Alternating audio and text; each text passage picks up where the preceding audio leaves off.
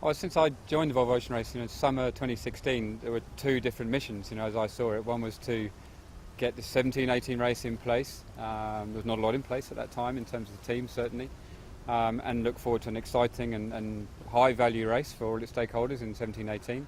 But in parallel to that was to, with the leadership team, establish a strong leadership team that didn't depend on me, most of all, and develop with them a strategy for the next decade. We've worked very well, I think, together on both those parallel missions. Not been easy to balance both the time on both of those, to be honest, for everybody concerned. On the first one, it's been a bit of a struggle, to get everything together for 17-18. I don't think anyone else would say otherwise. But we have, in the end, genuinely a great lineup with a depth of quality of sailor that I haven't seen in the race for a long time. A race village which is being built around us here in Alicante at the moment, which I think will be second to none and responds to some of the requests from our stakeholders, about the premiumness and the level of the race village.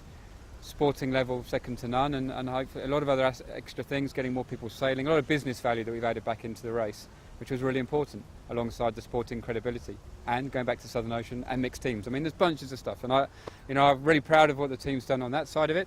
At the same time, we have had to develop the next decade. We brought a lot of stakeholders with us. We got to May and then June with a second set of announcements with a huge, ambitious plan, which I felt was the necessary way to go forward, a big, bold, ambitious plan. We've got everybody on board, Volvo included, to do that. But the reality of this behind the scenes is that other dozens of decisions and approvals and steps to jump through to make sure that ambitious plan then stay on track. And it was a plan that had a very tight timing, and we couldn't afford to miss any of those hurdles, or not actually getting things signed one step by one step.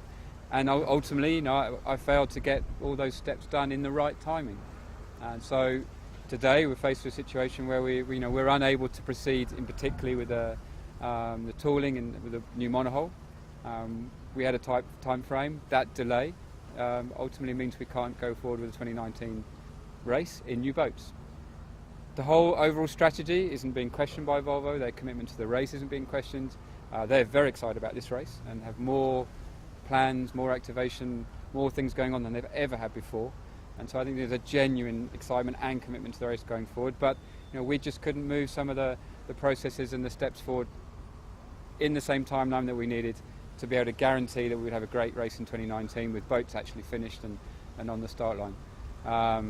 I'm gutted about that. I'm very disappointed about that. For me, the 2019 part of it was fundamental to the strategy, in the sense that in order for it to work without any question, for us to be first place, perhaps first time with more demand than supply even for a race in 2019. And on a personal front, I don't think I'm the person to be able to carry what will be a new timing plan forward, with a longer time scale.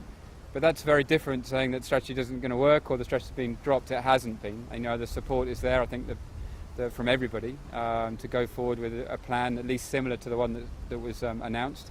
But the timing will need to be different, and someone else will come with that timing, see it through. And I think the Volvo Ocean Racers move forward. Volvo have moved forward in their understanding of the race, and there's a very, very bright future for it. But it's going to be on a different timeline to one that personally, and that means also from a family and the sacrifices that go into delivering this kind of thing.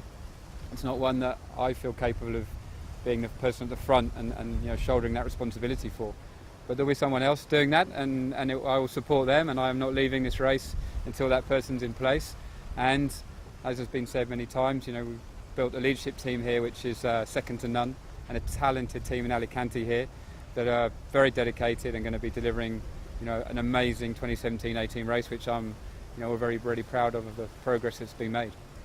Well, I'm looking forward just to the calibre of the racing, to be honest. I think the depth of sporting talent we have in this race, a little bit of something unexpected even, but everything, from the young medalists and straight from Rio, a lot of young sailors, way more than the rules require.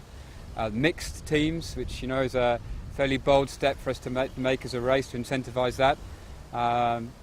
World-class talent from all different parts of sailing, America's Cup winners and other America's Cup sailors, and a little bit surprising, the veteran sailors that have been away for 2-3 editions and have come back. That's fantastic, and I genuinely excited to see what happens on the water. It's going to be, I think, an interesting match. It's going to be people at different levels of experience and competitiveness, but it's one design levels the playing field in a big way, and it's going to be a very interesting thing to see. For me, though, the sporting side on its own has never been enough. The constraint of all sailing events and all mechanical sports is funding.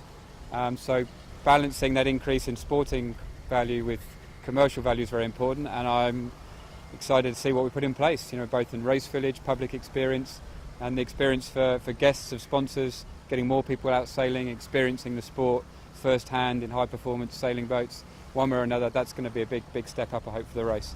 The final part is we made a big switch for this race. We have got our strategy is digital first. Traditional media to spread the word of the race is still very important to us, but that switch to a digital first strategy and an incredible team we've got here, trying to ways to share the content from the boats, encourage the boats to share more content in a raw form, get it out into digital platforms as soon as possible in different ways. I'm really excited to watch how that's going to unfold during this race.